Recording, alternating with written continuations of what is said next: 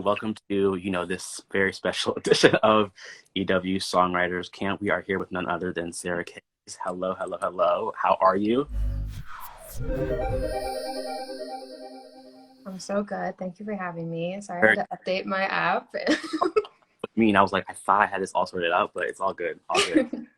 Where are you coming to me from? Are you in Nashville or I'm in Nashville. And you're originally from Indiana, right? Yeah. I'm originally from Iowa, which is not that far from Indiana. I mean, Okay. I so don't think I've been to Iowa. it's there's nothing there. You don't need to go there. I That's promise you. like the same for Indiana, though. Have you been there? No, I've never been. Okay, yeah. People just don't go either of those places for a vacation or Yeah, anything. there's not. It's like I think Iowa is like a really like affordable and cheap place to live. But like if you're gonna go on vacation, you shouldn't go there. There's no to be out there. And so Nope. when did you move from Indiana to Nashville? Well, I moved right after I graduated high school. I moved to Atlanta for a year, and then I ended up here in Nashville like 2 years ago. And you moved to Atlanta to pursue singing songwriting. Why Atlanta and not like LA or New York? What made Atlanta the place to be for you? Well, at the time, like I was playing throughout high school, my job was playing cover gigs at restaurants and bars and stuff, and I was kind of also focusing on getting better at songwriting at that time. So I knew in Atlanta, like there were a lot of places I could play just to make a living. Mhm. And then once I kind of felt like I was better at songwriting and everything, I made the move out here, and I was going to school too, so but that was part of the reason. But And so then from Atlanta to Nashville, and you've been in Nashville for how many years now? for 2 years, And about. has it, I guess, do you feel like you've grown as a singer songwriter being in Nashville? Has that, because I know in Nashville it's a very collaborative environment. Everyone is involved in music, and it's like it's a beautiful place to be. But how has, I guess, being in Nashville changed things for you? Um, I do still write mostly alone, but I think, yeah, there's so many creative people here that like when I do have a session, it's like there's so many people here that I could like write with and everything, and it's awesome for that. And I think I started getting more into co-writing this year, which has been all over Zoom. So for that, it hasn't been great, but I think this is such a great place for songwriters to be. And how, I guess, what when you're on Zoom writing with other people, what is that like? Like, is it just y'all in a Zoom room and y'all like playing beats back and forth? How does that work? Um, so far, I mean, I've only done probably like 6 or 7 so far, and usually I'm like with my producer, Mhm. Steven. He produces everything, and we've done the rights together so far. So it'll be like we usually go in with a concept first, and then just kind of hone in on the lyrics, and then I don't know. It has flowed pretty well so far. Like somebody will sing a melody, and then we'll just kind of go off that. It's nice to have Steven right there though, because he's usually playing something on guitar or yeah. I want to mention that you dropped a song on February 11th, Future Kids. What is that? Have a song out, another song out. Like how does it feel to have that out? To see all the reactions from your fans. I see them in the comments all the time. Like I was lurking earlier, and they're all excited and happy that you dropped this new song. What has it been like? It's great. That's one that I started writing probably almost 2 years ago. Like I wrote that chorus. Yeah, I wrote that chorus, and then I remember I was struggling to write the verses, and I just kind of left it. And then I came back to it like a year later, and I finished it. And it was gonna be on the EP, Camera Shy, but then like Chosen Last and Smaller Than This both came out of nowhere because of TikTok, and then they replaced it, and then it just ended up being after the EP. So, but I'm so happy it's out though because it's one of my favorites. Hmm. And because a lot of your songs are really relatable, talks about relationships and just life and stress. Has anyone that your songs are about ever hit you up and been like, "Yo, I know someone's about me," or is it just that people kind of left you alone and not hit you up and been like, "Yo, what's up?" Um, yeah. So Remember That Night is like the first song I really wrote about a relationship or like a breakup, and he definitely knows about him. But we're on pretty good terms, you know. So like he did hit me up, and he's just kind of like, this will definitely be a talking point now whenever I'm talking to like a new person. Like there's a song about me, which is might be weird, but I don't know. And other than that, like whenever I would release a song about something that's really personal to me, I did kind of at first worry about like my family hearing it and then like reaching out to me, and but it ended up being fine. Like especially when I get the reaction from people saying like, "Oh, I relate to this song. I'm glad it exists now." that makes it fine because I don't want to make any of my family members or anybody feel bad or anything. I guess how has your family responded to like your rise to the top because you're blowing up on TikTok all the time, Instagram, like you're popping. How have they responded to this reaction to see you kind of go from being in Indiana to now like you're in Nashville doing cool things? Like how have they responded to that? They're all they're all just like, the same. Like they're all just I it's the same. Like I go home and we just watch binge watch shows on Netflix and like do all the same, stuff that we've been doing. And like they're all so supportive pretty much. Like um yeah, I my mom has always been super supportive. My dad is, as much as a dad can be supportive, he's just like love that. And then I have a little cousin that's like she knows all my songs and she'll sing them for me. It's so sweet. But yeah. Can we talk about TikTok a little bit? Do you think that TikTok has kind of changed the way that we listen to music and pay attention to music? Like you are blowing up on TikTok, like it's crazy. Um, how did that happen? Like, 'cause I think everybody wants to blow up on TikTok. Everybody wants to be famous on there and have like a real strong fan base. But like, you're Mhm. crazy on TikTok when you drop a snippet. Like, how did that happen? Um, at first, I think it's probably been about a year since I really started posting on there. And at first, I remember downloading the app. Everybody was trashing it at my school and like saying it was for middle schoolers, but I like downloaded it anyway. And then I saw on my For You page just a couple videos of people posting their original songs and putting like the lyrics above their head. I was like, that's so cool. And they're like blowing up. I was like, it's so cool that people care about lyrics that much. So it just kind of inspired me to post my original songs. I also used to posting covers. That's where I kind of like, I got a little bit of a following on Instagram at first from just posting cover songs. And I was kind of tired of doing that. So I posted my original songs and like put the lyrics and just kind of went from there. And then I started posting videos that were kind of going behind the lyrics of my songs, which it just like surprised me at first that people cared that much about the meanings of the songs, but it's really cool. Do you feel, I guess, any pressure to continue like having success on TikTok? Like, because like up until now you've had a lot of success there, but do you feel any pressure to just to continue that momentum and that kind of viralness now? I a little bit. I mean, there's always like a little bit of pressure with it, but I try to just I like that I can just use it for posting new, like brand new ideas. Like, as I have my songs that I'm like, I'll write a song and be super confident in it and just be like, I'm recording the song, it's going on the album, and then aside from that, I can post, little snippets of something I wrote literally that night on TikTok and just see how people like it. And then, um, yeah, I like to use it for things like that. And I don't think, um, I try not to let it get to be too much pressure on myself. Gonna look at some of these questions and see what your fans are saying. Um, Someone said, "Do you miss the zombies cast?" That's a question from Royal Relics. The Zombies cast? Yeah, What does that mean? I really have no idea what that means either. So on to the next one. Yeah. Y'all got questions? Just drop them here, and I'll get to them. I'm gonna scroll up.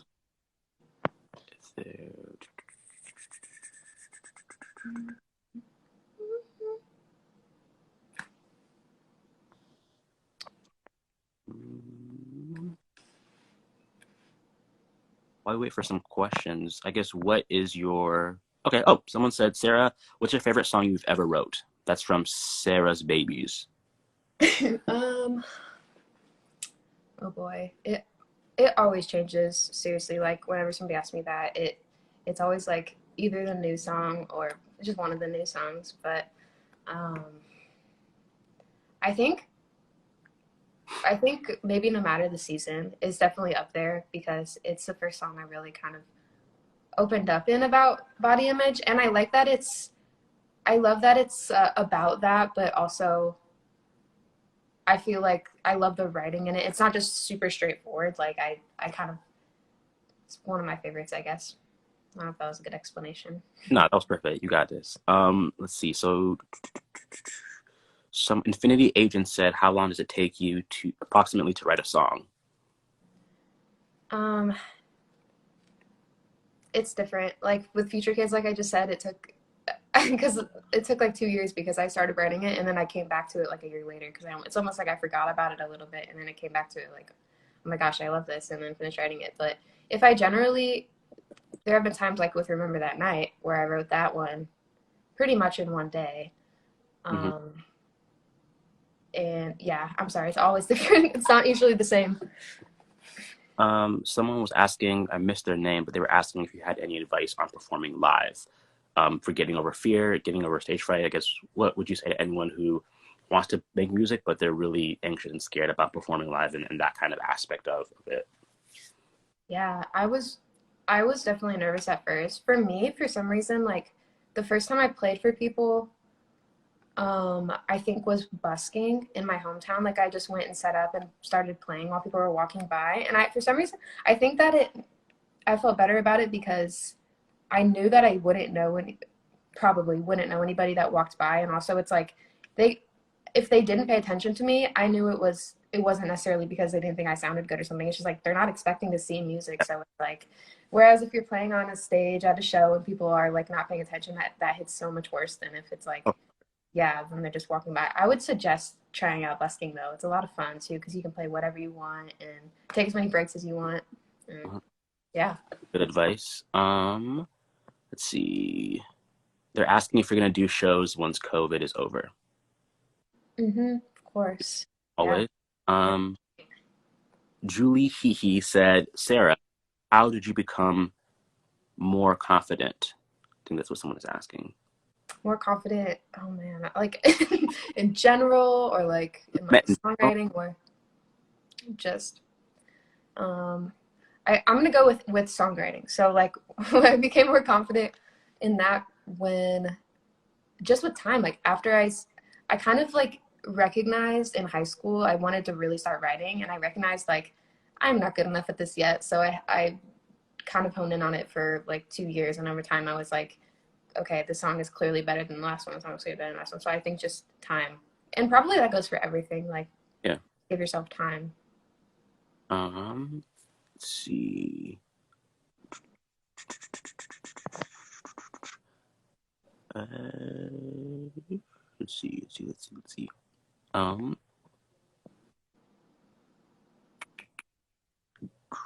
what is that? Oh, Josh asked where you want to go on tour. Like, are there any places that you really want to go once you are able to tour post COVID? Like, what spots do you know you got to hit for sure, for sure? Oh. Um, I mean, I would have loved to play a show in my like hometown, even though it's like I've been there obviously, but I think it'd be so cool to just like have that moment of like circling back around there. But um, oh, I don't know. I would love to. I would love to go to Colorado, Denver. That'd be fun. I see so many pictures and like I don't know. I see so many pictures of it that looks so beautiful. Mhm. Let's see.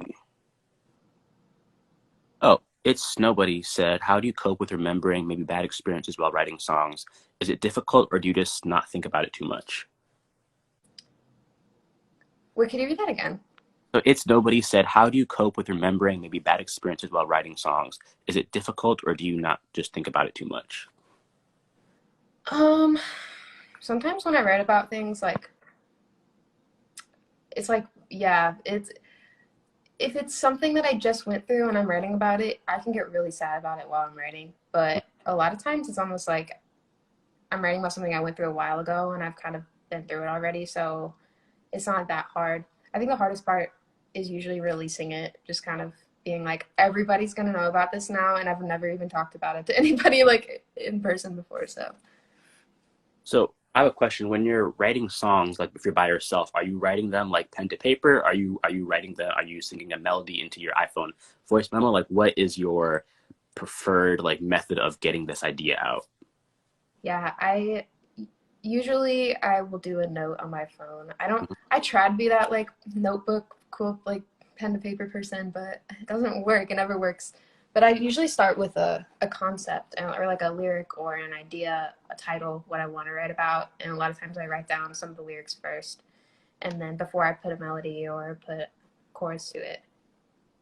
Mm-hmm. Okay, y'all keep asking about a tour. She said that once COVID is over, she will be touring. Stop asking that, y'all. We've literally been over this like 3 times. See what else? Oh, who are some of your biggest influences, in music? hmm Uh, Early on, like Ed Sheeran was because he was. I remember I mostly just heard what was on the radio, and he was one of the first artists I heard that was kind of like different from everything else I was hearing on Yeah. the radio. And I was like, I fell in love with that singer songwriter type of sound. And then as I got a little older, I got into a lot of pop punk, like Mayday Parade and like All Time Low and that kind of stuff. And Mm, and then I got obsessed with this artist in high school called Jake Bugg, and mm. and I love Alec Benjamin, Casey Musgraves, Cave Town. I keep going with those are a lot of influences. Um, I think people were asking if you're gonna do a collab with Alec Benjamin. I would love to. I don't know. Let's see what else. Okay, Pan Kustasar. I just butchered your name. I'm so sorry. They said the song "Is There Anything Else?" Was it true that you thought you had to change yourself to look pretty? Yeah, I mean, I think like when somebody is that song is pretty old by the way, but like I think when somebody you're with somebody and you kind of can notice them like at least for me, you notice them kind of not being interested in you anymore. I immediately go to like, oh, is it because I'm like not I don't look good anymore? Like I don't know. So that's kind of where that feeling comes out of. Um, let's see what other questions there are.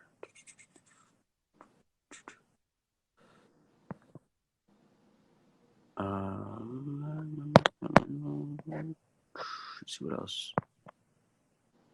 Someone said, how do you make your songs not sound the same? Well, I try to sing different melodies.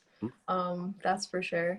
But I have run into that problem a little bit before because especially writing by yourself mostly, it's like um, I have run into that. But I that's co-writing has helped a little bit. I started doing that more this year and getting influence from another person in the room melodically can help kind of, add a little bit of spice into your songs. Hmm. Morgan Leap 19 said, do you have a special time of day that you write? I don't like technically have a time that I'm like I'm going to write at this time, but it usually ends up being at night. I don't know why, but sometimes I feel like I write more at 12 a.m. than anything Mhm. midnight. Um, Reagan Golden said, what's your biggest advice for small singer-songwriters? People who want to be doing what you're doing. What advice you have for them? hmm Biggest advice. Um, I would just recommend writing every day. Just like I think that just be patient with yourself too because I get so discouraged even still. But then it's like if you go into your voice memos, that's where I like record my ideas. And if I scroll down even like a few months ago or a year, I'm like, wow, I've gotten so much better since then. So just give yourself time and try to write every day. Mhm. That's good advice. Um, let's see. Oh, how did you get into playing the ukulele? Like, what kind of started you playing the ukulele?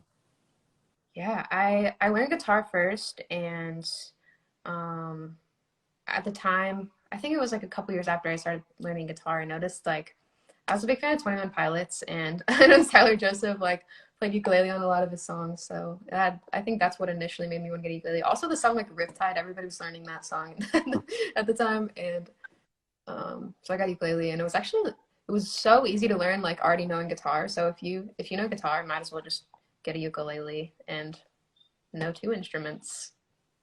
Let's see. Um, all right. Someone.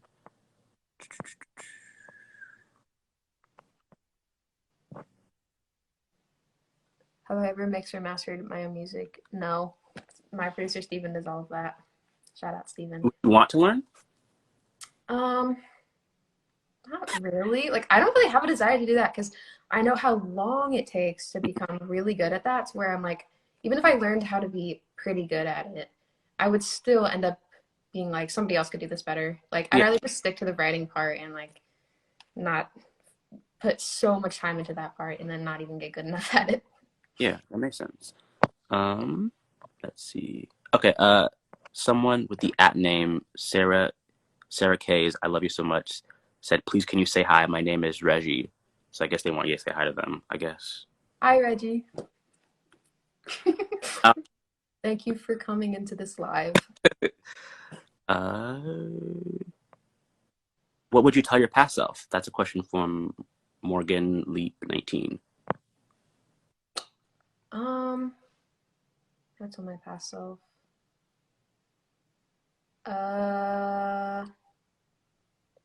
that I would tell my past self exactly when TikTok would exist, so I could be the first one to get on there and post songs. Good advice. They're also asking like they want even more music. So when can they expect more music? Yeah, I have a song coming out like every month pretty much up until we've just been recording like a lot of songs and until it becomes a full project. So the next one's in March, I think March 19th. But yeah, song every month. Let's go. Y'all heard that? For those of you who just tuned in, we're gonna be posting this video on our like Instagram. Miss stuff or you miss questions, you'll be able to watch it afterwards on our Instagram on EW's. Let's see. Someone was also asking about merch. Someone asked about merch earlier. And I missed that. Is there gonna be merch? Yeah, Can we're working on that for sure. Just gotta get it right. Right? What merch do you want to have? Like, what are some things that you know that you want to have for your fans to be able to purchase and support? Um, I'm big on like hoodies and crew necks. I personally don't love like merch t-shirts, but I know a lot of people do, so I'm probably gonna do one of those. And beanie, and then I think about socks. I think that'd be fun. That'd be dope. I Yeah. for sure buy some socks if you sell some. Let's see what else. Oh, if you could change anything about the industry, what would it be? About the industry, um, I don't know. Maybe like more playlists that like I don't know, more playlists that are like controlled by I don't know, like random people rather than like all by the DSPs. That'd be cool. Like, Mm-hmm. Be different, different way to make sure that the music is more diverse and not just like yeah. kind of thing. Um, one second. All right, we're gonna see if we can get one last question, and then I'm gonna let you go. Uh, okay, last question from Anna Davis. How do you know when a song is done and doesn't need any more tweaks? Um,